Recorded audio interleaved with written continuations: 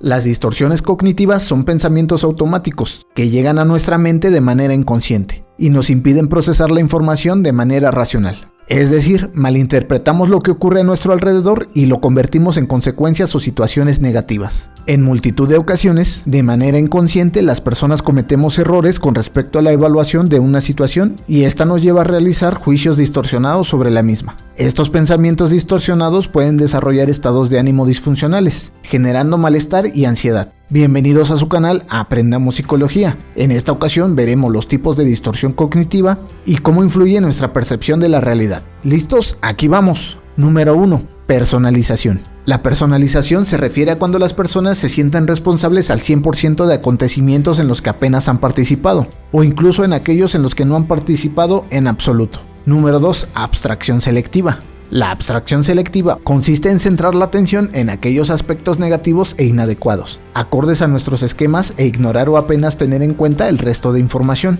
Se filtra lo negativo, lo positivo se olvida. Sobregeneralización. La sobregeneralización es la tendencia a creer que si algo ha ocurrido alguna vez, ocurrirá otras muchas veces. Por ejemplo, a Pedro le ha dejado Sonia después de 2 años de relación. Pedro piensa, todos me abandonan. Si vuelvo a tener una relación, me van a volver a dejar.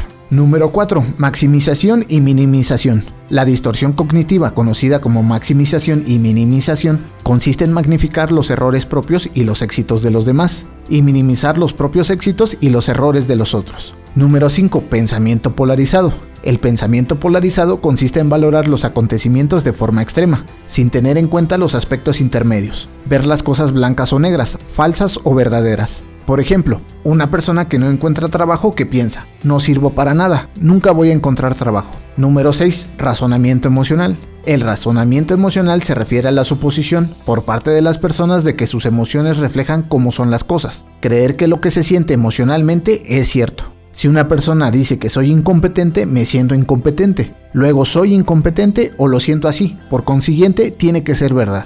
Número 7. Afirmaciones de debería o tengo que. Los debería o tengo que son creencias rígidas e inflexibles acerca de cómo debería ser uno o los demás. Las exigencias centradas en uno mismo favorecen la autocrítica, mientras que las dirigidas hacia los demás favorecen la rabia, la ira y la agresividad.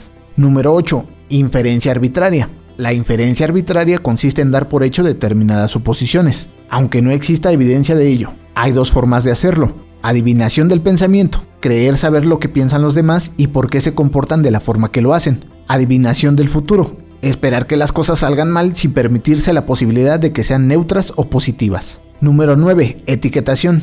Etiquetas peyorativas para describirse a uno mismo, en lugar de describir los hechos o cualidades con exactitud. También es otra forma errónea de pensamiento. Por ejemplo, soy un inútil, en lugar de he cometido un error, pero la mayoría de ocasiones no los cometo. ¿Cómo trabajar las distorsiones cognitivas? Las distorsiones cognitivas nos llevan a interpretar la realidad de una forma dañina y poco funcional. Puede afectar nuestra relación con los demás y nuestra salud mental y llevarnos a tomar decisiones equivocadas. Por ello, es fundamental trabajarlas. Resulta prácticamente imposible eliminarlas todas. Sin embargo, sí podemos reducir su influencia en nuestra vida, y para esto la ayuda profesional resulta muy recomendable. En cualquier caso, el objetivo es tomar conciencia de cuáles de estas distorsiones están presentes en nosotros y someterlas a examen. Cada vez que te descubras pensando de alguno de los modos anteriormente descritos, pregúntate, ¿realmente tengo pruebas que validen lo que estoy pensando? Al contrastar las creencias con la realidad, nos será fácil descubrir que no son realistas, y desde este punto podremos explorar otras formas más positivas de interpretar y por lo tanto actuar.